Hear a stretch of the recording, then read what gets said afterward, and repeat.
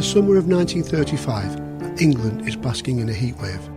And although there had been much celebration at the Silver Jubilee of King George V in May, the country was going through troubled times. The situation on the European mainland was raising tension with various governments. In the United Kingdom, the unpopular coalition national government was about to be disbanded, leading to the Prime Minister Ramsay MacDonald stepping down to be replaced by Stanley Baldwin, whose Conservative Party retook Parliament. Economically, the country was also suffering, with thousands of hard-working and industrious young men unable to find employment as the recession continued. One man not too concerned with the hard times of the day was Alan James Grierson. The 27-year-old son of a respected Southampton solicitor, public school educated Grierson was a disappointment to his parents, choosing a life of petty crime rather than following his father into the legal profession.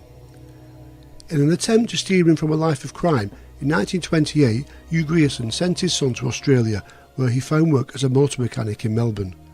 He lasted a year in the job before he was dismissed, and finding himself homeless, he began drifting across the state until he was arrested for uttering false cheques and fraud. Convicted on 4 counts, he was sentenced to 4 12-month terms to run concurrently.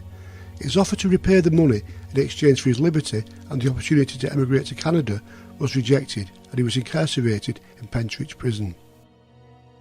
Back in England following his release, he drifted in and out of work, and in the spring of 1935 was in court again in West London, charged with stealing a postal order and theft from a motor car.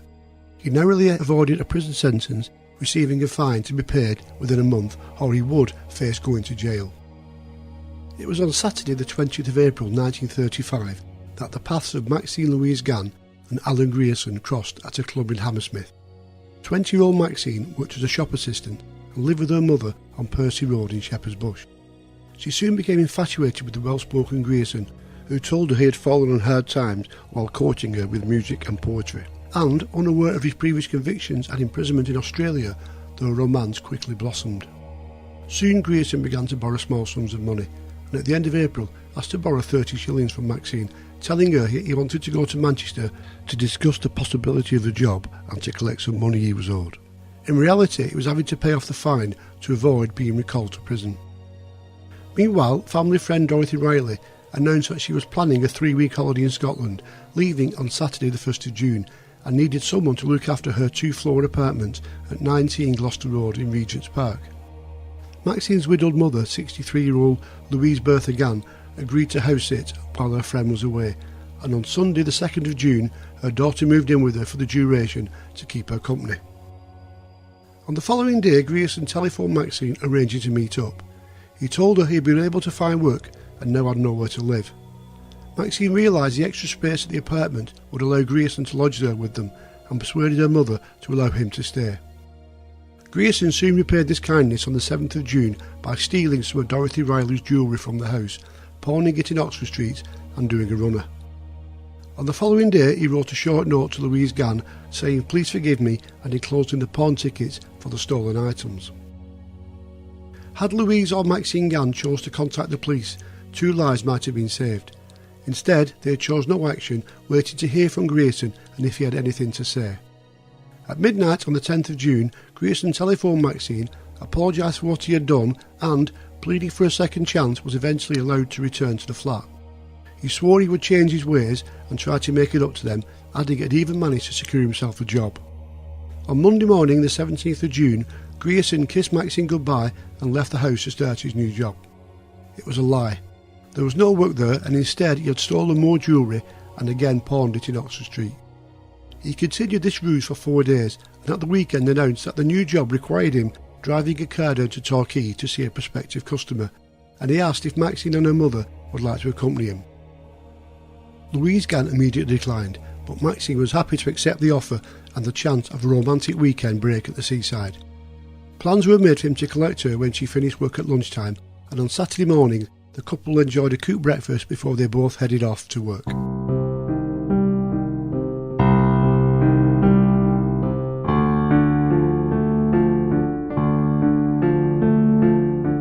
Finishing work at noon, Maxine Gann crossed the city and waited at the junction of Marble Arch and Oxford Street, watching each approaching car, hoping it would contain Alan Grayson.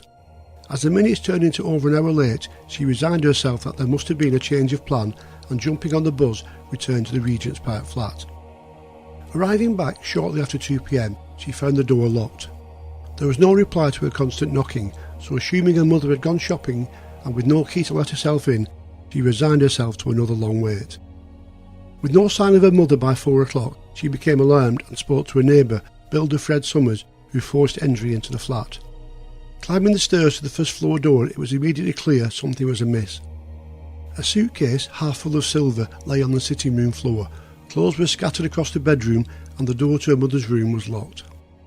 The builder picked the lock, and there, lying in a pool of blood, lay Louise Gann. She had been battered several times, presumably with the blood-stained flat iron that lay beside the body. The police were soon on the scene. Louise Gann lay unconscious on the bedroom floor. She had numerous wounds to the head, blood was splashed on the wall and soaked into the carpet. An ambulance took the stricken woman to St Pancras Hospital, where on the following morning she died from her dreadful head injuries. Detective Chief Inspector Len Berthe headed the inquiry, and after interviewing Louise Gann, found he had a prime suspect. 3 empty jewel cases lay on the bed, and fingerprint expert Detective Inspector Fred Sherrill quickly found a match in their records to those of Alan Grayson. The police hunt was given maximum publicity. Besides an announcement on the BBC, detectives obtained a photograph of Grierson, which was published in the national newspapers. Fleeing London, Grierson travelled out to Weybridge, where under the assumed name of Ian McGeehan, he was able to find work as a handyman at the home of a retired Rear Admiral, Walter Petrie, on Pinecroft, St George's Road. Grierson started work at the house on Friday the 28th of June and took lodgings at nearby Oatlands with Mrs Ellen Church. He worked through the weekend, and returning to his lodgings on Saturday evening, the subject of the murder was brought up over dinner. During the course of the conversation, Mrs Church said to Grierson, "You know that they have just got that man Grierson?" He replied, "Oh no, he is miles away." Mrs Church saw a photograph of Grierson in the Sunday newspapers, and thinking it resembled her new lodger, spoke to her neighbour. As a result, the police were informed. Detective Sergeant Roy Wanstall and a colleague were asked to investigate and kept a watch on a room at the house. The blinds were partly drawn, but shortly before 10 o'clock they saw Grierson enter his room. The 2 detectives went to the front door and, after knocking quietly, were admitted. They hurried to the room and spoke to Grierson. Asked his name, he said it was Ian McGeehan. Wanstall said that he strongly answered the description of the man Alan Grayson, to which he replied, "Do you think that? I can assure you I am not. I am not the man the police are looking for." Unsatisfied with the answers, the detective said he was taking him into custody to answer further questions. Grierson asked if he could go upstairs to his room to put on a collar and tie before accompanying them. The detectives waited downstairs, but after a short time had elapsed, they sensed something was amiss, and dashing upstairs, they found Grierson standing on the windowsill of the dormer window. Pulled back inside, he joked that he was looking at the roof, and then apologised and said, "I'm sorry, I was just being silly." Taken to Weybridge police station, he repeatedly denied his true identity, until he finally hesitated for a second and confessed. "There is no use keeping it up any longer. I am the man. I am sorry I lied to you." He asked for a cigarette and then said, "I am rotten. I am bad. What explanation have I got? The only thing I hope is that, if I have to go through it, I have the guts to do it." Grierson made several appearances at Marylebone Police Court, where the evidence against the prisoner was outlined. The hearing heard how Mrs Gann had been found unconscious by her daughter and died in St Pancras Hospital without regaining consciousness. Detective Inspector Sherrill of Scotland Yard's Fingerprint Department stated that he had found various prints on a number of items in the house. Enlargements were made and they were placed side by side with the prints on Grierson's prison form. Pathologist Bernard Spilsbury said that Miss McGann had died of severe head wounds which had been caused by a flat iron which had been found beside the body. After 4 separate remand hearings, Grierson was arraigned to stand trial at the next assizes.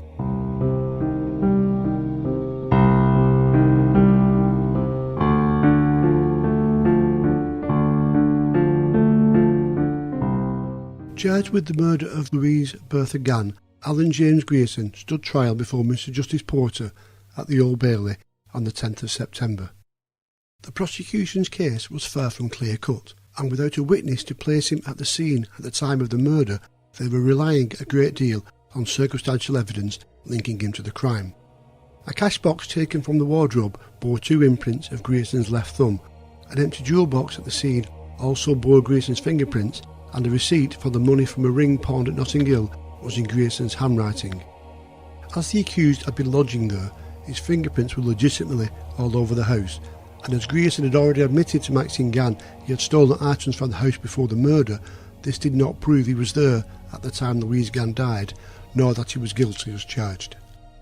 Leading for the prosecution, Eustace Fulton KC called the victim's daughter to the stand. She told the court she had first met Grierson in April 1935. They then began to meet frequently, and in June he asked to borrow money to go to Manchester to find work.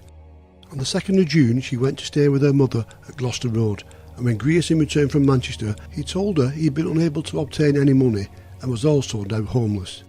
As a result, it was arranged with her mother that he should stay with them at the flat. Grierson went away on the 7th of June, and on the following day a letter was received by her mother. Inside was a note that merely stated, "Forgive me, Alan." It also contained a pawn ticket for a brooch and a ring pawned for £5. On the 10th of June, Grierson telephoned the flat, pleading for her to forgive him for taking the jewellery and asking if her mother would also forgive him. She said she saw him later in the day, and he said he was terribly sorry for taking the jewellery and would try to redeem it as soon as he could.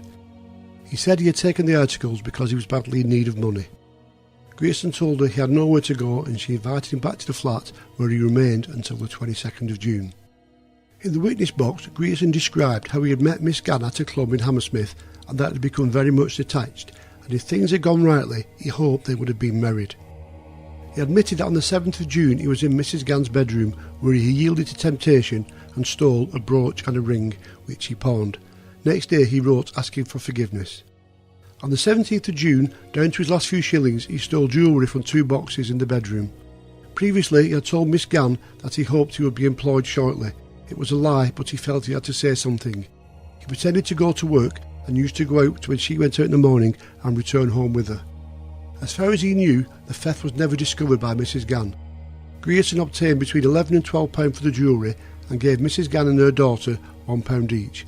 He denied that when the trip to Torquay was discussed, that it was a scheme to enable the flat to be empty.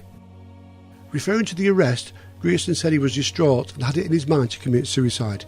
That is why he climbed on the windowsill when the police came to interview him at Weybridge.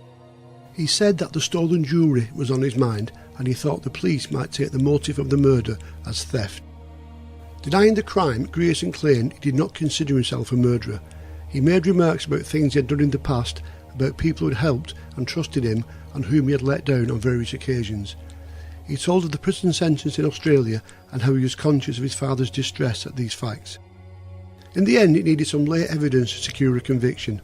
One of the items found to be missing from the flat was a silver cruet set.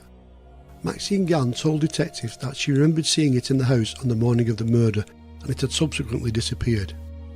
On the 8th day of the trial, the cruet was traced to a local pawnbroker, who recognised Grierson as the man who had pawned it on the afternoon of the murder. This last-minute evidence was to prove fatal for Grierson. Faced with Eustace Fulton, the cross-examination was short and deadly. "Everything stolen from that flat was stolen by you, was it not?" Fulton said. Grierson replied that he did not know that. Fulton continued, "Are you suggesting that by chance some robber from outside came and put the silver cups in a suitcase ready to take away?" Grierson calmly retorted, "I do not know." "Yes, you do," Fulton continued. "If it were not you, it must have been some robber from outside who went in, murdered Mrs. McGann and packed all the silver cups in the suitcase." Grierson replied that he could not say. Mr. Fernley Whittingstall, in his last effort to save Grierson, spoke for an hour. He mentioned Grierson's state of mind while he was being hunted by the police. The shattered nerves of the hunted thing must be something very difficult to imagine. The reaction of that thing when he is caught must be something we cannot imagine. Face to face, perhaps for the first time in his life, and looking into his own soul, stripped of all artificiality, all pretence, I say that in that condition, had Grierson been guilty, he would have confessed.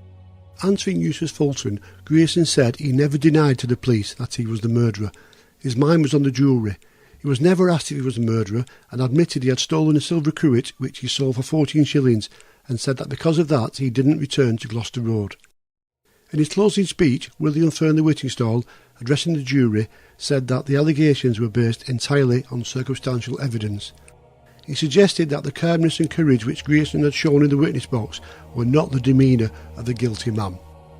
After half an hour's retirement, the jury of 10 men and 2 women returned their verdict. Grierson took it calmly. When asked if he had anything to say before Mr Justice Porter passed sentence of death, he answered, "I can only further protest my innocence." As the black cap was placed on the judge's wig, Grierson's only sign of emotion was the twitching of his mouth. He walked steadily from the dock to the cells below, and a short time later was taken by taxicab to Pentonville prison. Watching from the gallery as sentence was passed was Maxine Gann, sitting alongside Dorothy Riley, the owner of the flat. As Grierson headed firmly out of the dock, she immediately went outside and collapsed in tears. She sobbed for some time and was comforted by friends. Despite the fact he had brutally murdered her mother, Maxine Gann never stopped doubting her belief in his innocence, and, declaring her love for the condemned man, she campaigned for a reprieve. This was refused, and after a final, painful farewell meeting, Maxine allowed her final letters between them to be published in the newspapers. She claimed that despite what had happened, she would happily marry him if she could, even in the condemned cell. Having clearly found spiritual comfort as he waited for the end, Grierson wrote he was trusting her in God's care, and that, "If I should take the great adventure next week, I want to go knowing that your memory of me was not of these circumstances. To the last I must go alone. Start off your future now, it is for the best." Alan James Grayson was hanged at Pentonville prison at 9 o'clock on Wednesday the 30th of October by Robert Baxter and assistant Henry Pollard.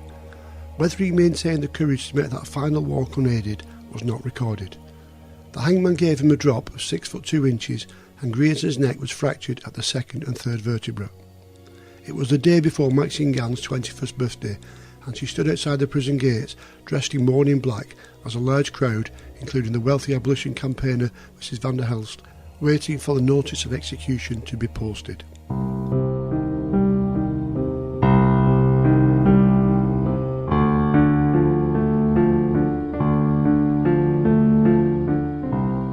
Robert Baxter became a hangman in 1915. Initially assisting John Ellis and Tom Pierpoint, he became a respected assistant to the extent that to one execution, a prison governor wrote, "Baxter is a very quiet and efficient man who goes about his work quickly and quietly and has not the overbearing manner of so many executioners." Baxter assisted Ellis on several jobs in Ireland and Scotland, and in 1924 he was promoted to a chief executioner, eventually becoming a rival to Pierpoint to the extent that both were warned by the Home Office in 1928 for touting for business. By the 1930s, the two hangmen pretty much had their own territories, Baxter carrying out executions in London and other prisons in the south, with Pierpoint officiating predominantly in the north of the country. In the autumn of 1935, after 20 years as a hangman, Baxter's eyesight had deteriorated to the extent that he was becoming noticeably clumsy and uncertain when securing the noose in place. Although no comment was made to the effect on the LPC4 relating to Grierson's execution at Pentonville, Baxter had been on duty at Wandsworth on the previous day, and the governor and doctor there had noted that the sight in his good eye, he was blind in the other, had deteriorated considerably since the last visit. As a result, his name was deleted from the short list of qualified hangmen on the following day. Detective Inspector Len Berthe later rose to become the commander of Scotland Yard Special Branch. In a police career lasting over 45 years, he was involved with numerous criminals, from IRA terrorists, saboteurs and traitors like Lord Haw and John Amery, to notorious murderers like John Robinson, who left his victim in a trunk at Charing Cross railway station, and child killer Frederick Nodder. In 1959, following his retirement, Berthe wrote a biography, and asked to describe the worst criminal he had dealt with, he had no hesitation in naming that man as Alan James Grierson.